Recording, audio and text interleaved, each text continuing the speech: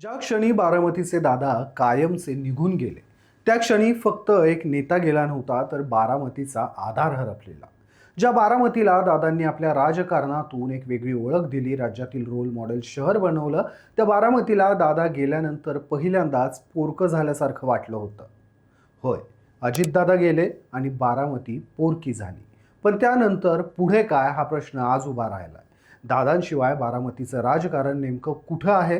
दादांनी उभं केलेला राजकीय वारसा कोण पुढे नेणार? असे अनेक प्रश्न सध्या चर्चेत येत आहेत.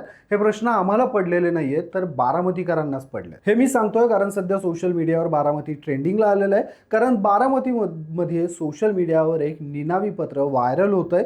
हे पत्र कोणत्याही पक्षासाठी, सत्तेतल्या लोकांसाठी किंवा विरोधकांसाठी लिहिलेलं नाहीये, तर हे पत्र सत्तेतील आणि विरोधकातील अशा पवार कुटुंबातील टोटल 6 जणांना लिहिलंय. त्या 6ही जणांची नावं त्या पत्रात मेन्शन केलेली आहेत. या पत्रावर चर्चा सुरू झाल्यावर युगेंद्र पवार यांनी दिलेली प्रतिक्रिया देखील सध्या चर्चेत आली आहे. कारण त्यांनी या प्रतिक्रियेत सत्ताधीशांना थेट सल्ला दिला.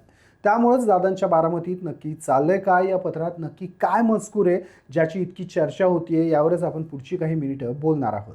नमस्कार, मी Hivarkar Shashikant. Cut to cut मध्ये तुमचं स्वागत. राज्यभर सध्या एकच प्रश्न विचारला जातोय, तो म्हणजे बारामतीत नक्की चाललंय काय. त्याला कारण ठरतंय ते म्हणजे सोशल मीडियावर व्हायरल होणारं एक निनावी पत्र. हे पत्र पवार कुटुंबातील बारामतीचा गाडा हाकणाऱ्या 6 जणांना मेन्शन करून लिहिलं गेलंय. ज्यात शरद पवार, राज्याच्या उपमुख्यमंत्री सुनेत्रा पवार, बारामतीच्या खासदार सुप्रिया सुळे, राज्यसभा खासदार पार्थ पवार, दादांचे धाकटे पुत्र जय पवार आणि युगेंद्र पवार यांच्या नावाचा उल्लेख आहे. आपण पुढे जाण्या अगोदर या पत्रात काय मजकूर आहे हे पाहूयात. यात लिहिलंय, आदरणीय पवार साहेब, आदरणीय सुनेत्रा वहिनी, आदरणीय सुप्रियाताई, पार्थ दादा, जय दादा, युगेंद्र दादा, जरा बारामतीकडेही लक्ष द्या, ही नम्र विनंती. दादांच्या आकस्मिक निधनामुळे बारामती खऱ्या अर्थानं पोरकी झाली आहे. आज बारामतीतील सामान्य नागरिक अनेक प्रश्नांना सामोरे जात आहेत. नगर परिषदेचा कारभार अत्यंत असमाधानकारक पद्धतीनं सुरू असल्याची नागरिकांमध्ये भावना आहे.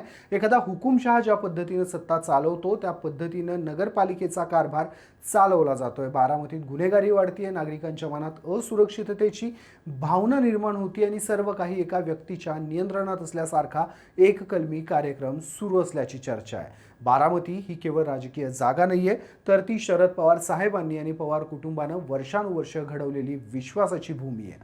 म्हणूनच पवार कुटुंबातील सर्व मान्यवरांना विनंती आहे की बारामतीतील सामान्य जनतेच्या समस्या, नगर परिषदेचा कारभार, वाढती गुन्हेगारी आणि प्रशासनातील मनमानीकडे गांभीर्यानं लक्ष द्यावं.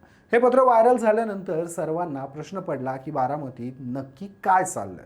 जोपर्यंत स्वर्गीय अजित पवार हयात होते तोपर्यंत बारामती एक आदर्श शहर होतं. मग आता असं काय झालंय? त्यासाठी आपल्याला ह्या गोष्टी जाणून घ्यायच्या असतील तर दादांच्या जाण्यानंतर बारामतीमध्ये घडलेल्या काही घटना पाहाव्या लागतील. दादा जेव्हा बारामतीत होते तेव्हा बारामतीमधील प्रशासकीय वर्गावर त्यांचा वचक होता. हे खरं आहे, त्याबाबत कुणाचंच दुमत नाहीये. पण दादांच्या घरापासून हाकेच्या अंतरावर असणाऱ्या बारामती मेडिकल कॉलेजमध्ये दादा असताना अगदी विना तक्रार काम चालत होतं.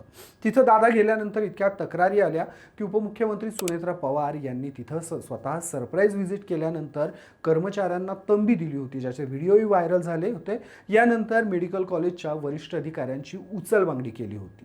या पत्रामध्ये बारामतीच्या नगर परिषदेचा उल्लेख आहे, सोबतच वाढत्या गुन्हेगारीचा देखील उल्लेख केला गेलाय. गेल्या काही कालावधीत बारामतीत या अनुषंगानं तक्रारी वाढलेल्या आहेत का, तर त्याचं उत्तर होय असंच द्यावं लागेल. जवळपास 3-1 महिन्यांपूर्वी कर्जत जामखेडचे आमदार आणि मूळ बारामतीकर असणारे रोहित पवार यांनी केलेलं वक्तव्य हे या पत्राच्या निमित्तानं पुन्हा एकदा चर्चेत आलंय. रोहित पवार म्हणाले होते, दादा असताना बारामतीत वचक होता.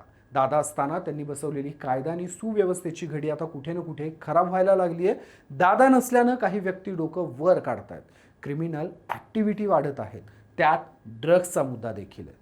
रोहित पवार इतक्यावरच थांबले नव्हते, तर त्यांनी काही स्थानिक नेत्यांकडून वेगवेगळ्या नावानं पार्ट्यांचं आयोजन केलं जात असून त्यातही ड्रग्स मिळत असल्यानं बारामतीतील तरुण पिढी या व्यसनांच्या विळख्यात अडकत चालली आहे. व्यापाऱ्यांना धमकावणं, खंडणी उकळणं असे प्रकारही वाढत आहेत असं म्हणत थेट पुणे ग्रामीणचे अधीक्षक संदीप सिंह यांना भेटून निवेदन दिलं होतं.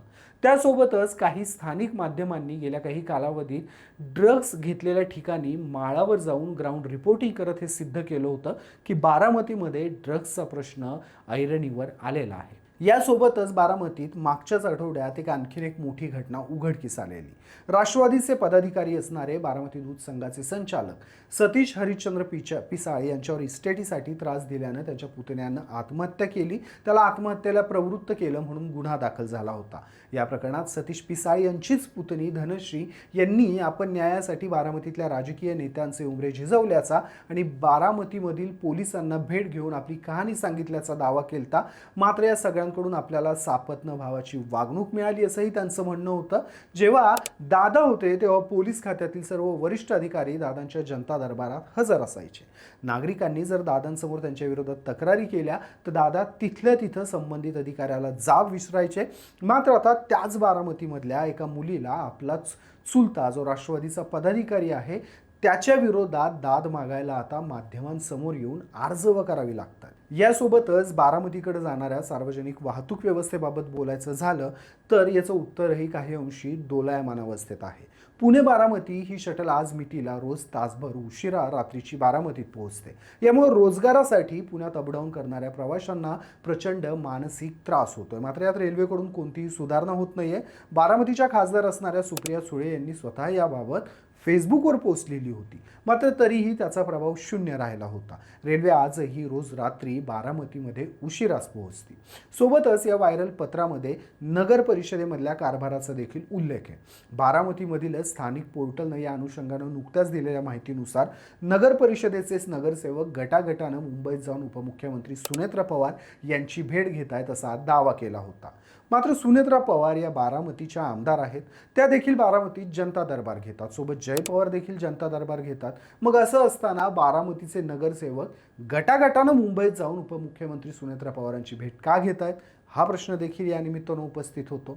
या पत्रांमध्ये नाव असणाऱ्यांपैकी एक म्हणजे युगेंद्र पवार. युगेंद्र पवार यांनी या व्हायरल पत्रावर दिलेली प्रतिक्रिया सध्या चर्चेत आली. ते म्हणाले, बारामती पोरकी झाली का? तर हो, नक्कीच झाली. दादा हे खूप मोठे नेते होते. दादांचं आणि बारामतीचं एक वेगळं नातं होतं. दादांनी बारामतीसाठी जेवढा वेळ दिला, जेवढी विकास कामं केली आणि बारामतीकरांशी जशी नाळ जोडली तसं आता पुन्हा होणं शक्य नाहीये. आम्ही आजची नवीन पिढी आहोत. आम्ही आमच्या पद्धतीनं पूर्ण कष्ट घेतोय, लोकांना वेळ देतोय, सत्तेत नसतानाही जनतेसाठी काम करण्याचा प्रयत्न करतोय. आज जे सत्तेत आहेत त्यांनी बारामतीकडं थोडं लक्ष देणं गरजेचं आहे. तालुक्यात गुन्हेगारी 100% वाढत चालली आहे. यापूर्वी बारामतीत कधी घडला नव्हता अशा घटना आता बारामतीत घडू लागल्यात.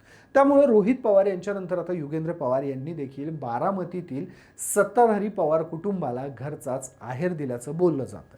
तुर्तास आपण इथेच थांबूयात. मात्र व्हायरल होणाऱ्या या पत्राबाबत तुम्हाला काय वाटतं? या पत्रातले दावे खरे आहेत का? दादांनंतर बारामती खरंच पोरकी झाली आहे का? तुमची मतं मला कमेंट्समध्ये आवर्जून सांगा. या व्हिडिओला लाईक करा आणि तुमच्या बारामतीमधल्या मित्राला हा व्हिडिओ आवर्जून शेअर करा आणि त्याची मतं काय आहेत हे देखील मला कमेंटमध्ये आवर्जून कळवा. धन्यवाद.